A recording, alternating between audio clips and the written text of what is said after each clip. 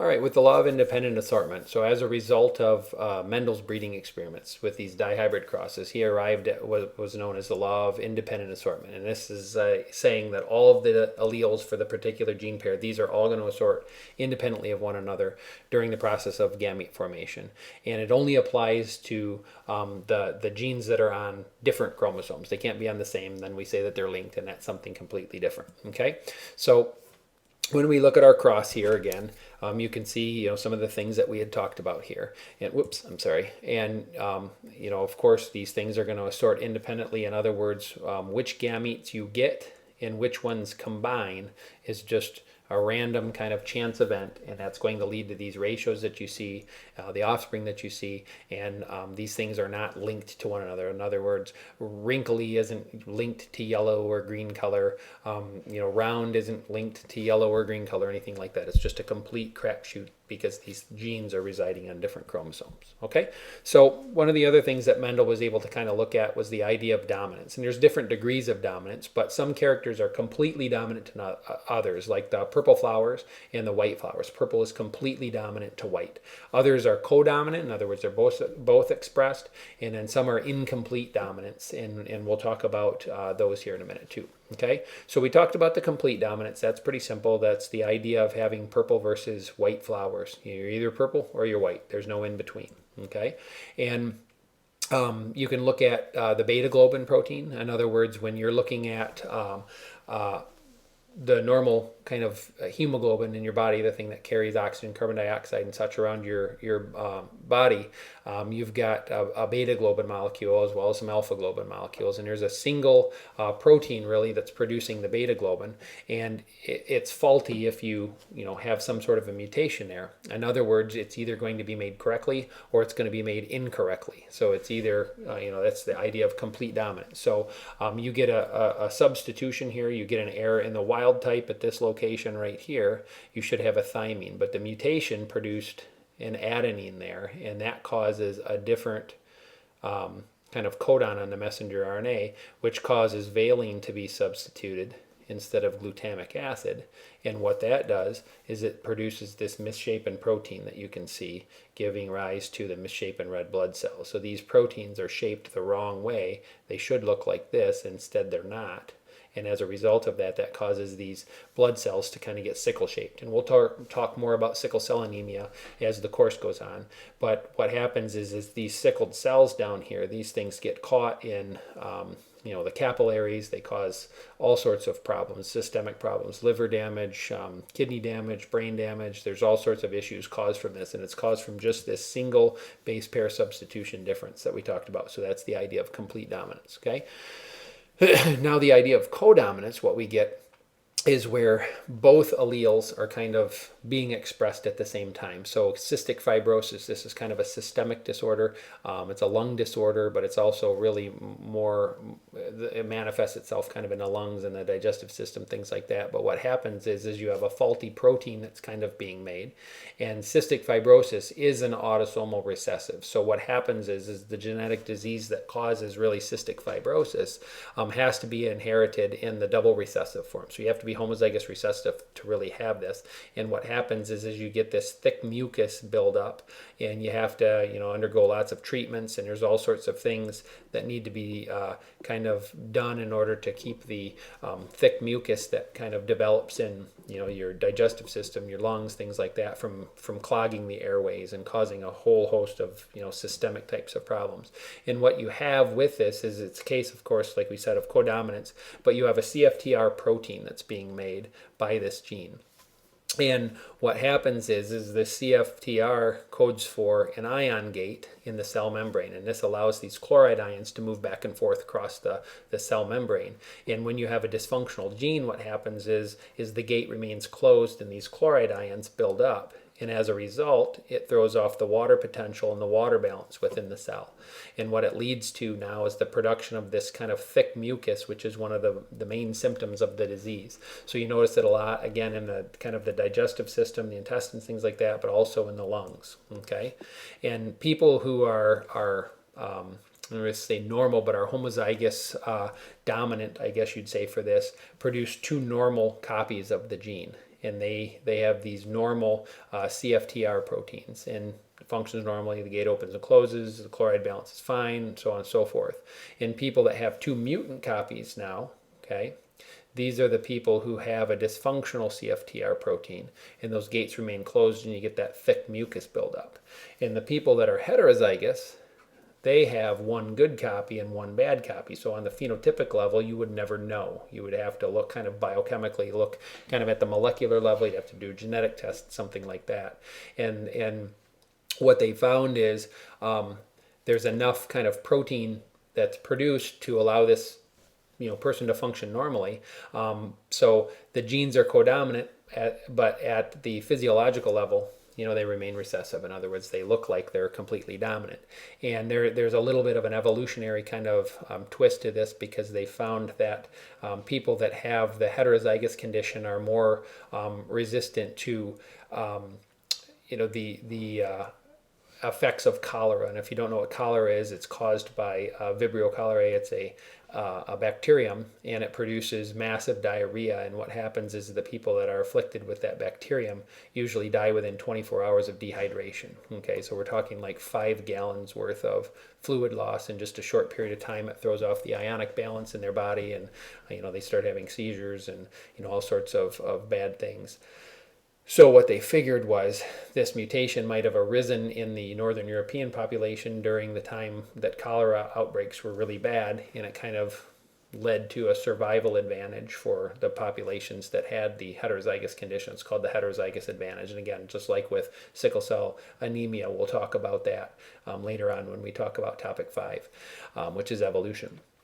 Now with incomplete dominance, this is where a characteristic kind of falls in between. In other words, it looks like blending, but it's not. So if you think about flowering time with Mendel, he kind of noticed that, the flowering time deals with this incomplete dominance, this kind of intermediate phenotype, the long, late flowering and early flowering flowers that are crossed produce kind of mid-level types of organisms that flower kind of at a median time. And then pink snapdragons is another common example. You combine red with white and you get pink.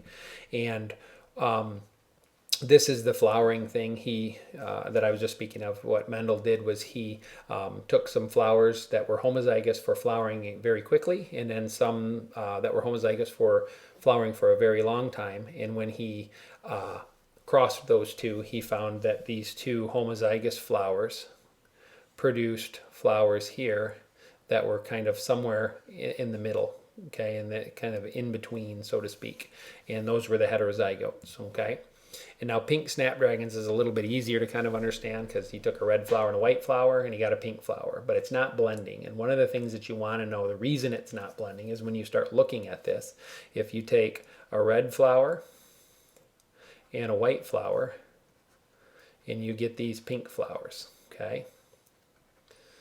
Now, if you take these ones we said are pink, but if you take these pink flowers and cross them, what do you get?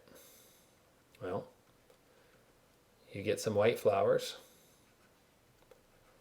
you get some red flowers, and you get some pink flowers.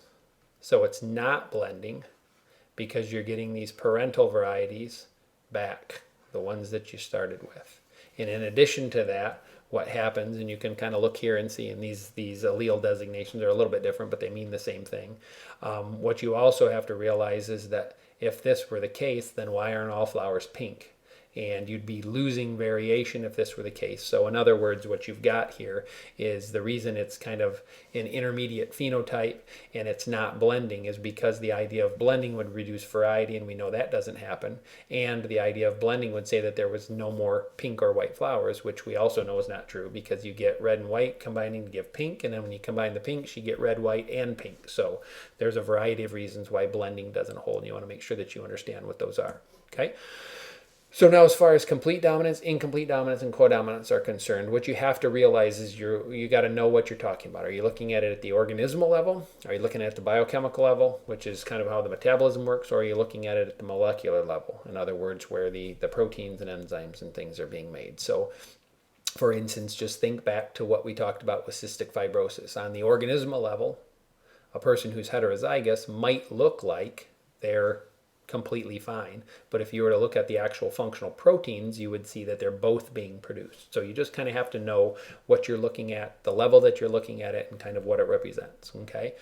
Now, as far as multiple alleles go, we've been talking so far about two alleles governing a trait, like flower color or something like that. But with the case of multiple alleles, one of the common classic examples here is with blood type. And what you have three different types of alleles here. You either have IA, gives A-type blood, IB, which gives B-type blood, or you have the little I allele. So there's three alleles here. And then if you look, you see I big A, I big A, I big A little I, this gives A. And then if you look at I big B, or I big B little I, you get B. But here you have I big A, I big B, you get AB. And then little I gives us O. So you have three alleles that give us four phenotypes. So this is the idea of multiple alleles. And all this is talking about in this case, and there's plenty other things with the blood as well, but all this is talking about are the different types of surface proteins that you can see are being made. A, the A types are, B, the B types are. When you're AB, you're getting both. And then when you're little I, you get nothing. Okay, so you get multiple alleles giving multiple phenotypes. All right. Now, a couple more kind of terms here, pleiotropy. And what you have with pleiotropy is you have one gene kind of giving many effects. All right, so cystic fibrosis and sickle cell anemia are two good examples, because with cystic fibrosis, we talked about how that was kind of a systemic type of a problem.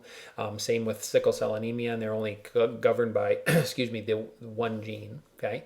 Now with epistasis, this is a form of gene masking. So in other words, you have the presence of one gene that determines the outcomes of the other. And if we look at some mice and their coat color, we have black, brown, and albino. So when we look at these, you can see here that you have to have the big C protein right here, or the big C gene, I should say, because what that allows for is the particular coat colored pigment to be laid down. In other words, if you have the big B allele, you're going to be black as long as you have a big C somewhere in here being laid to allow the pigment to be laid down in the fur. If you're little b, okay, what this shows you here is you're going to be brown as long as you've got the big C somewhere in here to allow the pigment to be laid down. Because if you're lacking the big C here, it doesn't matter what the other phenotype, the other genotype is, you can't lay any pigment down and you're albino. So the presence of the big C allele here can, or the absence of, can mask the effects of the other alleles that we're talking about. So that's what epistasis is. Now with polygenic inheritance, what this is you're saying you've got many genes governing one trait, and what that is the opposite of pleiotropy. Pleiotropy is one gene, many traits. Polygenic, many genes controlling one trait. Okay, and skin color is a good example. So there's at least three, and there's actually many more than this, completely independently inherited genes that give us all of the different variations of skin color that we see. And it's just, we're keeping it to three here to kind of keep this simple, but you know that there's some people who have very, very dark skin, and some people who have very, very light skin. And they're all variations of these different types of allele combinations that you're seeing, and it has a lot to do with kind of where the particular populations evolved. A lot of people that live in the equatorial regions have to deal with the intense sunlight, so they generally have more pigmentation in their skin to help ward off skin cancer and things like that, but they have to kind of balance that with their vitamin D, conversion of the cholesterol to their vitamin D, and there's a whole host of things that you can talk about. And the people in the northern kind of portions of Northern Europe and things like that, they typically have this lighter colored skin because they don't have as much sunlight, and therefore they don't have as much of a problem with the UV rays. But what they do have a problem is converting their cholesterol to vitamin D, which is essential for the body. So there's a whole host of things that go into the skin color and the range of the alleles and that sort of a thing. Okay, so there's a few other genetic disorders, some of the things that I want you to know about, and I'll give you a handout in class, or I'll post it on OneNote for you guys to look at. But some of the alleles, like achondroplasia or dwarfism, where people are short in stature, those are dominant types of mutations. So if you have the presence of the allele that would contribute to the short stature, or Huntington's disease, something like that.